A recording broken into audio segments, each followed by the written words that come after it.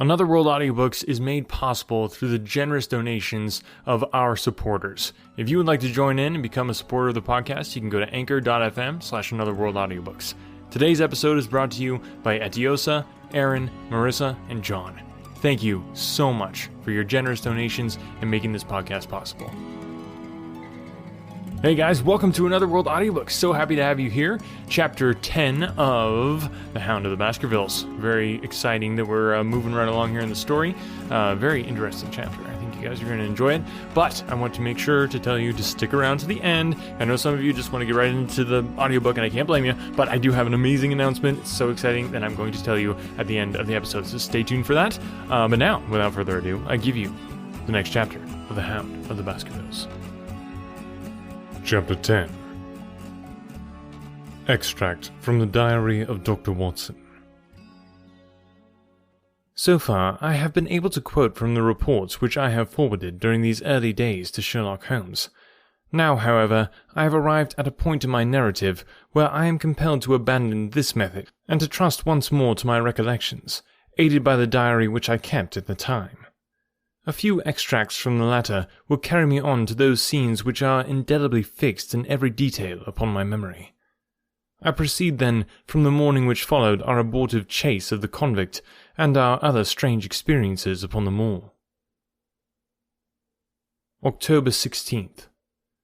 A dull and foggy day with a drizzle of rain. The house is banked in with rolling clouds, which rise now and then to show the dreary curves of the moor, with thin silver veins upon the sides of the hills, and the distant boulders gleaming where the light strikes upon their wet faces. It is melancholy outside and in. The baronet is in a black reaction after the excitements of the night. I am conscious myself of a weight at my heart, and a feeling of impending danger, ever-present danger, which is the more terrible because I am unable to define it. And have I not cause for such a feeling? Consider the long sequence of incidents which have all pointed to some sinister influence which is at work around us. There is the death of the last occupant of the hall, fulfilling so exactly the conditions of the family legend, and there are the repeated reports from peasants of the appearance of a strange creature upon the moor.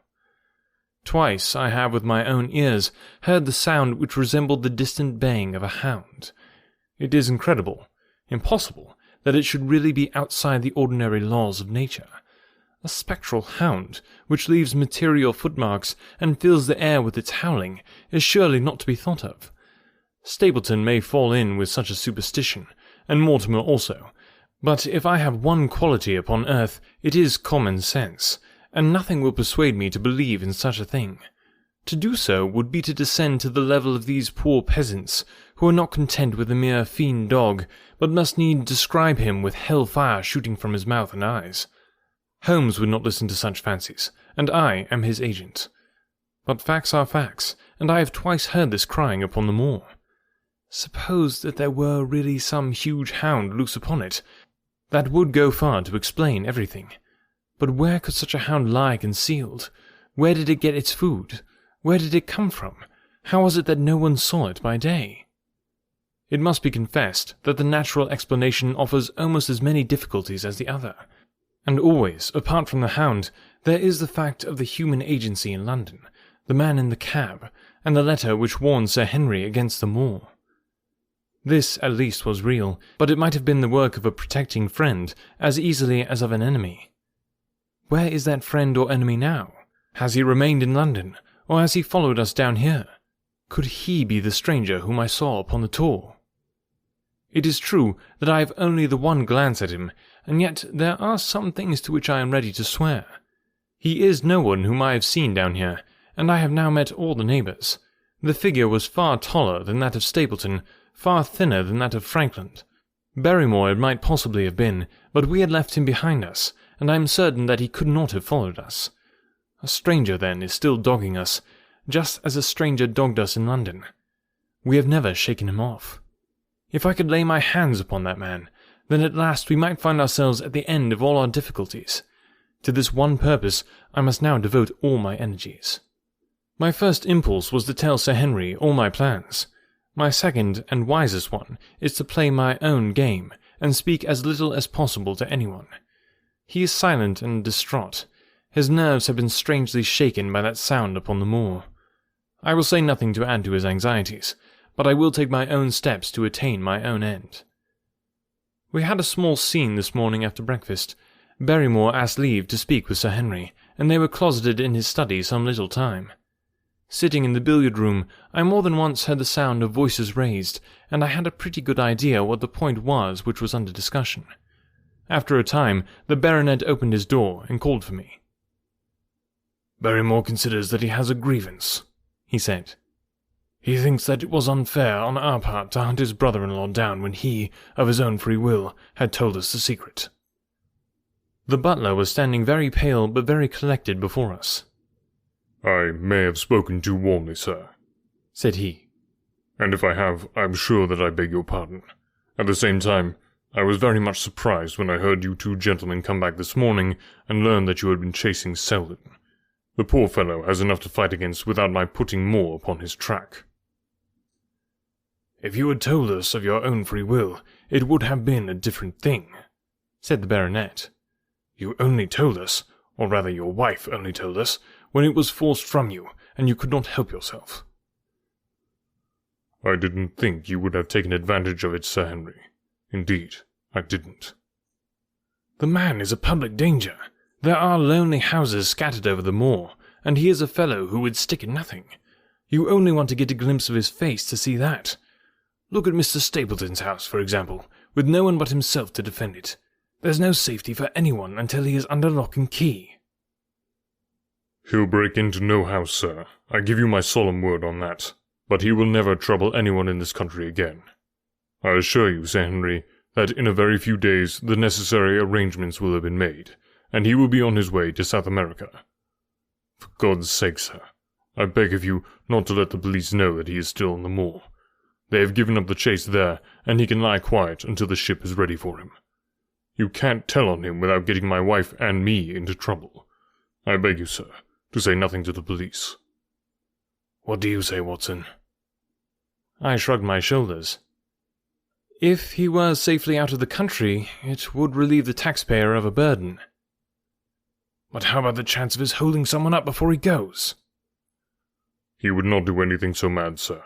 We have provided him with all that he can want. To commit a crime would be to show where he was hiding." "That is true," said Sir Henry. "Well, Barrymore—" "God bless you, sir, and thank you from my heart. You would have killed my poor wife had he been taken again." "I guess we are aiding and abetting a felony, Watson. But, after what we have heard, I don't feel as if I could give the man up, so there is an end of it. All right, Barrymore, you can go." With a few broken words of gratitude, the man turned, but he hesitated, and then came back. "You've been so kind to us, sir, that I should like to do the best I can for you in return. I know something, Sir Henry, and perhaps I should have said it before, but it was long after the inquest that I found it out. I've never breathed a word about it yet to mortal man. It's about poor Sir Charles's death." The baronet and I were both upon our feet. "Do you know how he died?" "No, sir, I don't know that." "What then?" "I know why he was at the gate at that hour. It was to meet a woman." "To meet a woman? He—" "Yes, sir." "And the woman's name?" "I can't give you the name, sir, but I can give you the initials. Her initials were L.L." "How do you know this, Barrymore?" "Well, Sir Henry, your uncle had a letter that morning. He had usually a great many letters, for he was a public man and well known for his kind heart, so that everyone who was in trouble was glad to turn to him. But that morning, as it chanced, there was only this one letter, so I took the more notice of it. It was from Combe Tracy, and it was addressed in a woman's hand." "Well?" "Well, sir, I thought no more of the matter, and never would have done had it not been for my wife. Only a few weeks ago she was cleaning out Sir Charles's study. It had never been touched since his death, and she found the ashes of a burned letter in the back of the grate. The greater part of it was charred to pieces, but one little slip, the end of a page, hung together, and the writing could still be read, though it was grey on a black ground. It seemed to us to be a postscript at the end of a letter, and it said, "Please, please, as you are a gentleman, burn this letter, and be at the gate by 10 o'clock. Beneath it was signed the initials L.L. Have you got that slip? No, sir. It crumbled all to bits after we moved it. Has Sir Charles received any other letters in the same writing? Well, sir, I took no particular notice of his letters. I should not have noticed this one, only it happened to come alone. And you have no idea who L.L. is? No, sir. No more than you have. But I expect if we could lay our hands upon that lady, we should know more about Sir Charles's death. I cannot understand, Barrymore, how you came to conceal this important information. Well, sir, it was immediately after that our own trouble came to us. And then again, sir, we were both of us very fond of Sir Charles, as well we might be considering all that he has done for us. To rake things up couldn't help our poor master, and it's well to go carefully where there's a lady in the case. Even the best of us... You thought it might injure his reputation? Well, sir, I thought no good could come of it. But now you have been kind to us, and I feel as if it would be treating you unfairly not to tell you all that I know about the matter. Very good, Barrymore. You can go. When the butler had left us, Sir Henry turned to me. Well, Watson, what do you think of this new light? It seems to leave the darkness rather blacker than before. So I think. But if we can only trace L.L., it should clear up the whole business. We have gained that much. We know that there is someone who has the facts if we can only find her. What do you think we should do? Let Holmes know all about it at once. It will give him the clue for which he has been seeking. I am much mistaken if it does not bring him down. I went at once to my room and drew up my report of the morning's conversation for Holmes. It was evident to me that he had been very busy of late, for the notes which I had from Baker Street were few and short, with no comments upon the information which I had supplied, and hardly any reference to my mission. No doubt his blackmailing case is absorbing all his faculties, and yet this new factor must surely arrest his attention and renew his interest. I wish that he were here. October 17th. All day today the rain poured down, rustling on the ivy and dripping from the eaves. I thought of the convict out upon the bleak, cold, shelterless moor. Poor devil. Whatever his crimes, he has suffered something to atone for them. And then I thought of that other one, the face in the cab, the figure against the moor. Was he also out in that deluge, the unseen watcher, the man of darkness? In the evening I put on my waterproof, and I walked far upon the sodden moor, full of dark imaginings, the rain beating upon my face and the wind whistling about my ears. God help those who wander into the great mire now, for even the firm uplands had become a morass. I found the black tor upon which I had seen the solitary watcher, and from its craggy summit I looked out myself across the melancholy downs. Rain squalls drifted across their russet face, and the heavy slate-coloured clouds hung low over the landscape, trailing in grey wreaths down the sides of the fantastic hills. In the distant hollow on the left, half hidden by the mist, the two thin towers of Baskerville Hall rose above the trees. They were the only signs of human life which I could see, save only those prehistoric huts which lay thickly upon the slopes of the hill. Nowhere was there any trace of that lonely man whom I had seen on the same spot 2 nights before. As I walked back, I was overtaken by Dr. Mortimer, driving in his dog-cart over a rough moorland track which led from the outlying farmhouse of Foulmire. He has been very attentive to us, and hardly a day has passed that he has not called at the hall to see how we were getting on. He insisted upon my climbing into his dog-cart, and he gave me a lift homeward. I found him much troubled over the disappearance of his little spaniel. It had wandered on to the moor, and had never come back. I gave him such consolation as I might, but I thought of the pony on the Grimpen Mire, and I do not fancy that he will see his little dog again. By the way, Mortimer, said I as we jolted along the rough road, I suppose there are few people living within driving distance of this whom you do not know. Hardly any, I think. Can you tell me, then, the name of any woman whose initials are L.L.? He thought for a few minutes. No, said he. There are a few gypsies and labouring folk for whom I can't answer, but among the farmers or gentry there is no one whose initials are those. Wait a bit, though," he added after a pause. "There is Laura Lyons. Her initials are LL, but she lives in Combe Tracy." "Who is she?" I asked. "She is Franklin's daughter." "What? Old Franklin the Crank?" "Exactly. She married an artist named Lyons, who came sketching on the moor. He proved to be a blackguard and deserted her. The fault, from what I hear, may not have been entirely on one side. Her father refused to have anything to do with her, because she had married without his consent, and perhaps for one or two other reasons as well. So, between the old sinner and the young one, the girl had a pretty bad time." "How does she live?" "I fancy old Franklin allows her a pittance, but it cannot be more, for his own affairs are considerably involved. Whatever she may have deserved, one could not allow her to go hopelessly to the bad. Her story got out, and several of the people here did something to enable her to earn an honest living. Stapleton did for one, and Sir Charles for another. I gave a trifle myself. It was to set her up in a typewriting business." He wanted to know the object of my inquiries, but I managed to satisfy his curiosity without telling him too much, for there is no reason why we should take anyone into our confidence. Tomorrow morning I shall find my way to Combe Tracy, and if I can see this Miss Laura Lyons, of equivocal reputation, a long step will have been made towards clearing one incident in this chain of mysteries.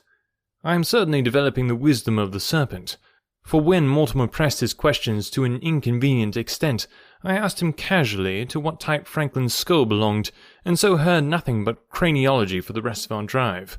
I have not lived for years with Sherlock Holmes for nothing. I have only one other incident to record upon this tempestuous and melancholy day. This was my conversation with Barrymore just now, which gives me one more strong card which I can play in due time. Mortimer had stayed to dinner, and he and the baronet played at cards afterwards. The butler brought me my coffee into the library, and I took the chance to ask him a few questions. "Well," said I, "has this precious relation of yours departed, or is he still lurking out yonder?" "I don't know, sir. I hope to heaven that he is gone, for he has brought nothing but trouble here. I have not heard of him since I left the food out for him last, and that was 3 days ago." "Did you see him then?" "No, sir, but the food was gone when next I went that way." "Then he was certainly there?" "So you would think, sir, unless it was the other man who took it." I sat with my coffee cup halfway to my lips and stared at Barrymore. "You know that there is another man, then?" "Yes, sir. There is another man upon the moor." "Have you seen him?" "No, sir." "How do you know of him, then?" "Selden told me of him, sir, a week ago or more. He is hiding too, but he is not a convict as far as I can make out." "I don't like it, Dr. Watson. I tell you straight, sir, that I don't like it." He spoke with a sudden passion of earnestness. "Now listen to me, Barrymore. I have no interest in this matter but that of your master. I have come here with no object except to help him. Tell me frankly, what is it that you don't like?" Barrymore hesitated for a moment, as if he regretted his outburst, or found it difficult to express his own feelings in words. "It's all these goings-on, sir," he cried at last, waving his hand towards the rain-lashed window which faced the moor. "There's foul play somewhere, and there's black villainy brewing, to that I'll swear. Very glad I should be, sir, to see Sir Henry on his way back to London again." "But what is it that alarms you?" "Look at Sir Charles's death. That was bad enough. For all that the coroner said, look at the noises on the moor at night. There's not a man would cross it after sundown if he was paid for it. Look at this stranger hiding out yonder, and watching and waiting. What's he waiting for? What does it mean? It means no good to anyone of the name of Baskerville, and very glad I shall be to be quit of it all on the day that Sir Henry's new servants are ready to take over the whole." "But about this stranger," said I. "Can you tell me anything about him? What did Selden say? Did he find out where he hid, or what he was doing?" "He saw him once or twice, but he is a deep one and gives nothing away. At first he thought that he was the police, but soon he found that he had some lay of his own. A kind of gentleman he was, as far as he could see, but what he was doing he could not make out. And where did he say he lived? Among the old houses on the hillside, the stone huts where the old folk used to live. But how about his food? Selden found out that he got a lad who works for him and brings all he needs.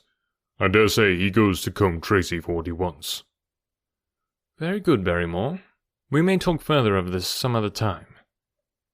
When the butler had gone, I walked over to the black window, and I looked through a blurred pane at the driving clouds and at the tossing outline of the wind-swept trees. It is a wild night outdoors, and what must there be in a stone hut upon the moor? What passion of hatred can it be which leads a man to lurk in such a place at such a time? And what deep and earnest purpose can he have which calls for such a trial? There, in that hut upon the moor, seems to lie the very centre of that problem which has vexed me so sorely. I swear that another day shall not have passed before I have done all that man can do to reach the heart of the mystery. Okay, you've been dying to hear, I've been dying to tell you. Big news. This is probably the biggest thing that has ever happened with the podcast. I'm putting together a ensemble audio drama of A Christmas Carol for the 2020 Christmas season. So excited about this. This is going to be awesome. We've got professional voice actors from all over the world, real Brits who actually have real British accents instead of just my pretend one.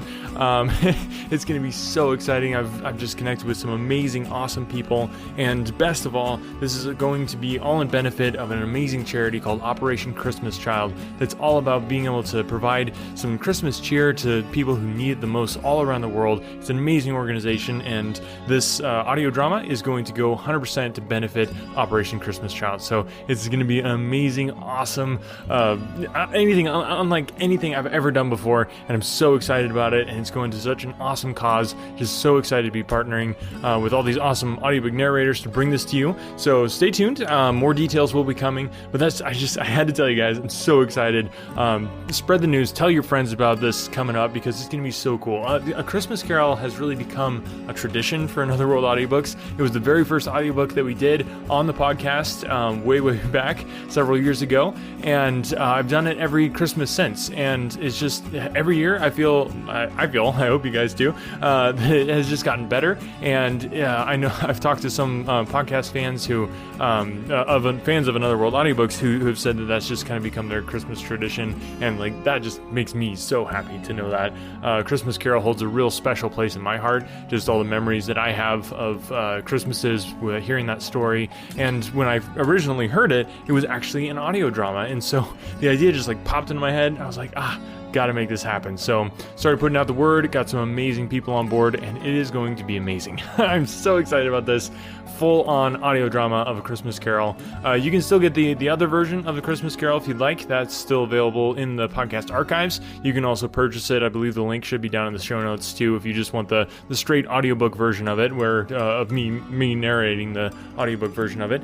But this audio drama version is going to be amazing. So I'm not quite sure how the episodes will land. We might end up taking a little break from Hound of the Baskervilles over Christmas and stuff, and bring you the audio drama version. It might actually work out pretty much just exactly perfect, but this will be coming probably about mid-November. We're going to start doing the audio drama, so I'm sure I'll be letting you guys know a whole lot more about it as we get up to it. But like I said, this is for a charitable cause, so this is actually all the proceeds from any of the audiobook sales, the audio drama sales, I guess it would be, are going to go to support Operation Christmas Child. So my goal with this is to just blow this up and make this as big as possible. So if you know anybody who has a heart for children, has a heart for Christmas, and just spreading that Christmas cheer, make sure to tell them about this. I will be putting out a lot more information as it gets closer, and as everything kind of solidifies, but just wanted to get that out there and let you guys know that it's coming. I love you guys. I'm so excited to bring this to you. I love doing this podcast, and you guys make it possible just by listening and by sharing the podcast. So thank you, thank you, thank you. All right, there we go. I had to get that off my chest. I had to tell you guys, so excited. And yeah, we will catch you next week. When I was in school, I absolutely hated writing. It wasn't until I was a bit older that I came to understand the power of words. If you're a business owner, you understand that power too. A business blog, when done right, can drive sales, increase revenue, and get you more customers. But as a business owner, you probably don't have the time to do all that writing. Plus, if you're not a copywriter by trade, you might feel like you're just kind of throwing words out there and they're not actually accomplishing anything. The good news is, there's a simple solution. Check it out. I call it the ultimate blog post checklist for businesses with online stores. This checklist will allow you to write better, more effective articles that convert readers into buyers. It's full of easy to follow examples to get your creativity flowing based on experience of nearly 1 million words written, and best of all, it's effective on any type of article in any industry or niche. I've successfully used this exact checklist on topics from pool table reviews to investment advice. Tired of spending tons of time writing stuff that doesn't convert? This checklist will change that by giving you highly effective blog posts and articles that transform readers into paying customers. Go to invicta.enterprises/free checklist and start saving time and transforming your writing now. That's invicta.enterprises/free checklist.